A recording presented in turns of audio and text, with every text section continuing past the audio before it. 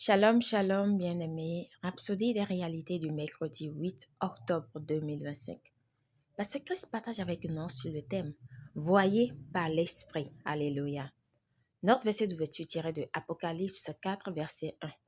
Monte ici et je te ferai voir ce qui doit arriver dans la suite. Gloire à Dieu. Dans la vie, ce que vous voyez détermine votre façon de vivre. Il est donc important que vous voyez spirituellement, que vous voyez par l'Esprit.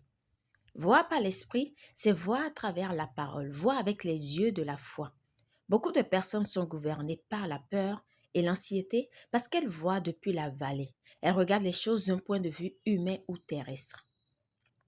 Mais lorsque vous voyez par la parole, à travers l'esprit, vous réalisez que vous n'êtes ni le malade cherchant à être guéri, ni le pauvre cherchant à devenir riche. Vous n'êtes pas le vaincu cherchant à devenir victorieux. Au contraire, vous voyez que vous êtes la gloire de Dieu, un vainqueur en Jésus-Christ, la perfection de l'excellence divine. Alléluia. La parole de Dieu vous donne de l'élévation spirituelle. Elle élève votre perspective et votre vision au-dessus de l'ordinaire et elle vous permet de voir du point de vue de Dieu. C'est ce que Jean a expérimenté. Il a entendu une voix qui disait « Monte ici ». Et lorsqu'il l'a fait, il a été transporté en esprit pour voir des réalités divines. Dieu nous a appelés à fonctionner par révélation. Nous marchons par la foi, non par la vue. Et la foi, c'est vivre par la parole, agissant sur la base de la parole de Dieu et non sur la base de pulsions ou de perceptions sensorielles. C'est ainsi que vous vivez au-dessus des limitations. C'est ainsi que vous restez au-dessus du monde. C'est ainsi que vous dominez les circonstances et triomphez de l'adversaire et des adversités. Gloire à Dieu. On vous a peut-être diagnostiqué des maladies terribles sans espoir pour un traitement. Voyez-vous à travers la parole et vous découvrirez que la maladie ou l'infirmité est un mirage. Vous êtes entier, parfait et en bonne santé en Christ. Vous êtes la perfection de la beauté divine. Ceci est la vérité. Dans Jean 8, verset 32, le Seigneur a dit, « Vous connaîtrez la vérité et la vérité vous affranchira. » En Jésus-Christ, vous êtes dans une position avantageuse de santé, de prospérité et de victoire. C'est la raison pour laquelle vous devez vous développer dans la parole. Augmentez consciemment votre connaissance de la parole.